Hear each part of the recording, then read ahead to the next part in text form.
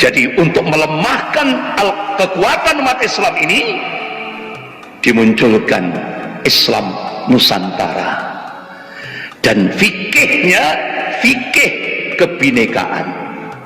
Fikihnya Islam Nusantara, agamanya Islam Nusantara, kemudian fikihnya fikih kebinekaan.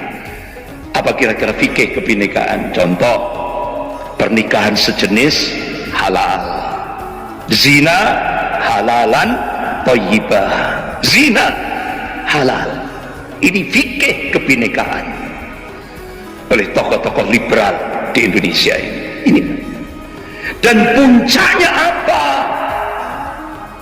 Untuk menjadikan Indonesia menjadi negara sekuler yang kafah, ya Pak, puncaknya dimunculkan rancangan undang-undang HIP.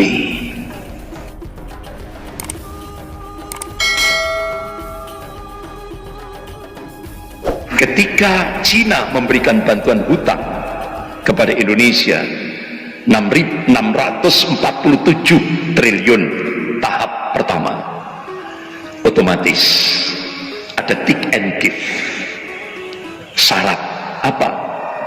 Pemerintah Cina dengan dibantu Amerika mendorong percepatan program sekularisasi bagi umat Islam Indonesia. Dan ini sebuah nota diplomatik rahasia dari Kedubes Amerika di Beijing tanggal 5 Maret 2007 dengan kode referensi Beijing 1448. Akhirnya Presiden terbang ke Istanbul, Turki, ziarah di makamnya Mustafa Kemal Atatürk. Ini jadi kalau Presiden Jokowi ziarah ke makamnya Mustafa Kemal Atatürk, sementara Thayyip Erdogan ziarah di makamnya Muhammad Al-Fatih. Beda kan Pak? Jadi Erdogan beliau ziarah ke makamnya Muhammad Al-Fatih, kemudian langsung launching Hagia Sophia 24 Juli resmi digunakan sholat Jumat, dan itu benar-benar menggelegar seluruh dunia, ya kan? Menggelegar seluruh dunia. Jargonnya apa? Dari Hagia Sophia ke Masjidil Aqsa. Makanya Pak, khotibnya tongkatnya bukan tongkat apa, pedang, ya kan? Tongkatnya pedang. Ini simbol penaklukan setelah Hagia Sophia, Masjidil Aqsa. Itu Bapak Ibu yang dirahmati Allah, ada pesan tersirat. Khatibnya pakai pedang loh Pak. Ini Bapak Ibu yang dirahmati Allah. Nah, Presiden Jokowi ziarah ke Mustafa Kemal Atatürk untuk apa? Ittiba, mutaba'ah, ngikuti jejak Mustafa Kemal Atatürk untuk diterapkan di Indonesia. Kira-kira berhasil nggak? Berhasil enggak? Artinya dilaksanakan enggak kira-kira? Dilaksanakan. Tapi tolok ukur keberhasilan nanti, tunggu tanggal mainnya nanti, iya kan?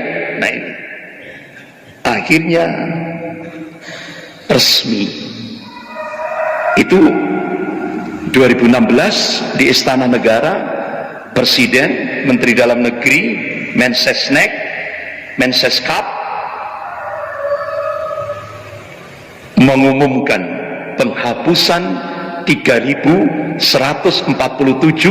perda syariah di seluruh Indonesia pasca ziarah di makam Mustafa Kemal Atatürk. Resmi 3.147 perda syariah seluruh Indonesia hapus. Kemudian Mendagri waktu itu pertama kali diangkat akan menghapus kolom agama, kemudian akan menghapus perda jilbab di Aceh. Apa yang terjadi? Seluruh tokoh-tokoh ulama se-Aceh Raya, pejabat-pejabat pemerintah se-Aceh Raya, mulai dari bupati, wali kota sampai gubernur, bersama memberikan statement, lebih baik kami mati atau dipenjara daripada syariah Islam hengkang dari bumi Aceh Darussalam. Wahnya Mendagri nggak sido, mau menghapus perda jilbab, tidak jadi. Nah itu. Jadi bapak-bapak ibu yang dirahmati Allah, pemerintahan sekuler ini sudah dilaksanakan, sudah diaplikasikan oleh pemerintah. Jadi sekulerisme itu secara umum dapat didefinisikan sebagai pemisahan agama dari kehidupan publik. Dalam konteks pemerintahan, sekulerisme bermakna tidak diterimanya argumentasi agama sebagai landasan hidup bernegara, fasluddin anid daulah, dan ditolaknya aturan agama sebagai landasan aturan hukum positif. Makanya Bude langsung mengangkat rektor Universitas UIN, mana UIN Sunan Kalijogo, Yogyakarta, ya kan, langsung diangkat sebagai ketua Badan Pembinaan Ideologi Pancasila. Langsung itu Profesor Yudian Wahyudi itu mencium tangannya Bude itu dengan khusyuknya, padahal beliau ini paham syar'i, paham syariat, itu haram hukumnya, itu bukan mahramnya kan, tapi dicium dengan khusyuknya. Ini rektor kampus Islam ternama. Apa setelah dilantik dia umumkan agama menjadi musuh terbesar Pancasila. Logikanya apa, Pak? Sekarang agama musuh terbesar negara. Ditolaknya agama, aturan agama sebagai landasan aturan hukum positif. Nah sekarang kira-kira bahkan sampai pidato, presiden pidato di depan pimpinan perguruan tinggi se-Indonesia di Bali hari Selasa 25 September 2017. Bukan PKI, tapi radikalisme agama yang mengancam Pancasila. Jadi presiden pidato yang mengancam Pancasila itu bukan PKI, bukan komunis, tapi agama. Coba, ini di depan pimpinan perguruan tinggi seluruh Indonesia di Bali. Bahkan ada proyek adu domba mahasiswa, seminar di Bali. Tujuannya apa? Untuk memposisikan gerakan Islam sebagai gerakan radikal dan intoleransi serta anti Pancasila dan anti NKRI.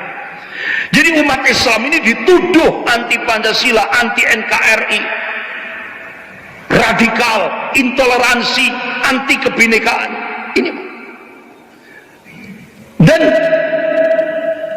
aksi bela Islam 212 berberatan 411 ya, 212 itu benar-benar mau dilemahkan sampai ke titik rendah. Yang ketiga,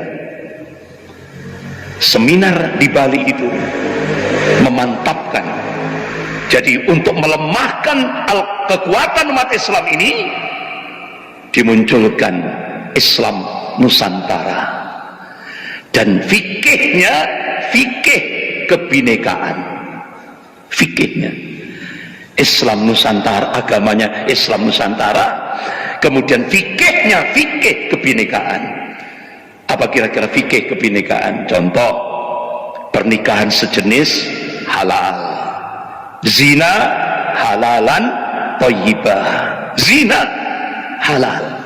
Ini fikih kebinekaan oleh tokoh-tokoh liberal di Indonesia ini. Dan puncaknya apa? untuk menjadikan Indonesia menjadi negara sekuler yang kafah, ya Pak, puncaknya dimunculkan rancangan undang-undang HIP. Itu Pak. Kalau itu disahkan, otomatis Pak, persis sama dengan launching ana rabbukumul a'la, persis. Akhirnya wa makaru wa makarallah wallahu khairul makirin, mereka membuat makar sampai bahasanya Profesor Din Samsudin istidrat ini Pak, ya, ini pemerintahan sekarang ini istidrat, ini sama Allah di istidrat, dilulu dengan kezalimannya ini. Jadi akhirnya apa yang terjadi? Majelis Ulama Indonesia Pusat ini di luar dugaan Pak, karena mereka sudah men-setting ketua majelis ulamanya ditarik, dan ketika diminta untuk mundur tidak mau kan.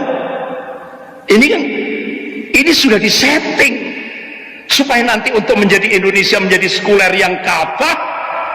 Ini kan sudah kepalanya kan sudah dikurung sudah Pak. Nggak tahunya di tubuh Majelis Ulama Indonesia Pusat itu ada Ketua Dewan Pertimbangan Profesor Din Samsudin, sekjennya Pak Dr. Anwar Abbas dari Muhammadiyah, ya kan, termasuk juga bagian luar negeri Kiai Haji Muhyiddin, ya kan, ini dua-duanya dari Muhammadiyah, sekjennya dari Muhammadiyah. Itu akhirnya dengan ditopang oleh seluruh majelis ulama se-Indonesia mengeluarkan maklumat tolak RUU HIP, sampai akhirnya ya ini Pak, apa bahasa Jawa itu ndablek gitu Pak, sudah ditolak. Akhirnya seluruh umat Islam dari Sabang sampai Merauke melakukan penolakan. Masih Pak, begitu RUU HIP masuk ke pemerintah, dari pemerintah dikembalikan lagi ke DPR, cuma diganti RUU PIP, HIP diganti PIP. Ternyata ini sudah ada agreement Pak dengan Cina, fulusnya sudah diterima, otomatis Pak rancangan undang-undang ini harus harus tetap. Nah ini akhirnya Majelis Ulama Indonesia Pusat mengeluarkan fatwa apa Pak? Masyirah Kubra. Majelis Ulama akan menggerakkan Masyirah Kubra dan akan mengangkat seorang panglima dengan jargon iskariman au mutsyahidan. Allahu Akbar. Ini jadi bapak-bapak, ibu-ibu yang dirahmati Allah, contoh Indonesia sekarang ini, Indonesia menjadi negara sekuler Pak, Bu. Kalau Indonesia menjadi negara sekuler yang kafah, kira-kira logikanya apa Pak? Logika politiknya komunis akan bangkit. Itu sudah logika politiknya seperti itu. Kalau sudah Indonesia ini sudah menjadi negara sekuler yang kafah, komunis pasti bangkit. Itu logika politiknya.